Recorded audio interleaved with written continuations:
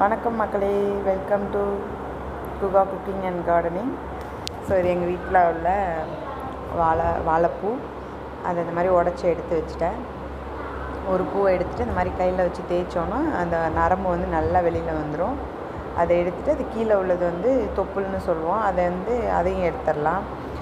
இதை வந்து எடுக்காமல் சமைக்க முடியாது, ஏன்னா வயிறு வலிக்கும்னு சொல்லுவாங்க அதை அப்படியே போட்டு சமைச்சா. ஸோ அந்த மாதிரியே எல்லாத்தையும் இந்த மாதிரி எடுத்துக்கலாம். ஈஸி தான். வாழைப்பூ க்ளீன் பண்ணுறது ரொம்ப கஷ்டமான வேலை அப்படிம்பாங்க. இந்த வாழைப்பூ க்ளீன் பண்ணுறது ஈஸி தான். ஒரு 2 சாங் கேட்டிங்கன்னா முடிஞ்சுது, அவ்வளோதான். ஒரு 10 to 15 மினிட்ஸில் ஒரு பூவை வந்து க்ளீன் பண்ணிடலாம். இது பெரிய பூ தான்.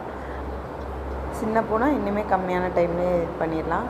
ஓரளவுக்கு எடுத்ததுக்கப்புறம் மித்ததெல்லாம் எடுக்க தேவையில்லை. அந்த நரம்பு, இந்த தொப்புலாம் ரொம்ப பிஞ்சாக இருக்கும் உள்ளே. ஸோ அதை க்ளீன் பண்ண வேண்டியதில்லை. நான் க்ளீன் பண்ணி முடிச்சிட்டேன், அவ்வளோதான். ஒரு 15 மினிட்ஸ்க்குள்ளேயுமே க்ளீன் பண்ணிட்டேன். நறுக்கிறதுக்கு முன்னாடி எனக்கிட்ட மோர் இல்லை. ஸோ தயிரை ஊற்றி தண்ணி ஊற்றிட்டு உப்பு போட்டுட்டு இந்த மாதிரி குட்டி குட்டியாக கட் பண்ணி மோரில் போட்டுக்கிட்டேன் எல்லாத்தையும். நான் வந்து வாழைப்பூ கூட்டு அப்புறம் வாழைப்பூ வடை வந்துட்டு செஞ்சேன். வடைக்கு வந்துட்டு ஊற வச்சுருந்தேன் கடலைப்பருப்பு. அதை அரைச்சி எடுத்துக்கலாம். இது கூட வந்துட்டு நான் வீட்டில் உள்ள தண்டுக்கீரை வந்து யூஸ் பண்ணேன்.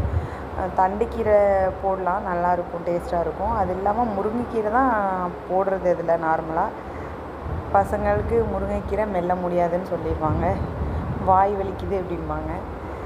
அதனால் நான் தண்டுக்கீரையை போட்டுக்கிட்டேன். அதில் பூண்டு தட்டி போட்டுக்கலாம், வெங்காயம், கருவேப்பிலை, சோம்பு எல்லாத்தையும் போட்டு நல்லா பிசைஞ்சிக்கலாம். எனக்கு கீரை கொஞ்சம் ஜாஸ்தி ஆயிடுச்சு, பருப்பு கொஞ்சம் கம்மியாயிடுச்சு. ஸோ உடஞ்சிருமோ அப்படின்னு நினச்சேன். பரவாயில்ல, ஓரளவுக்கு வந்துருச்சு. காரத்துக்கு பச்சை மிளகா கட் பண்ணி போட்டுக்கலாம். உப்பு வந்துட்டு பார்த்து போட்டுக்கோங்க, ஏன்னா ஆயிலில் ஃப்ரை பண்ணுற ஐட்டமுக்கு உப்பு கம்மியாக சேர்த்துக்கிட்டாவே போதும். நல்லா பிசைஞ்சிட்டு உருண்டை பிடிக்கும்போது வெறும் கீரையாக தான் இருந்தது. உடஞ்சிரும் போல் அப்படின்னு பார்த்தேன். பட் ஓரளவுக்கு இதாகிடுச்சு. போட்டு எடுத்ததில் எதுவுமே உடையலை. ஓகேவா வந்துருச்சு. எண்ணெயில் ரொம்ப உடஞ்சி போகலை.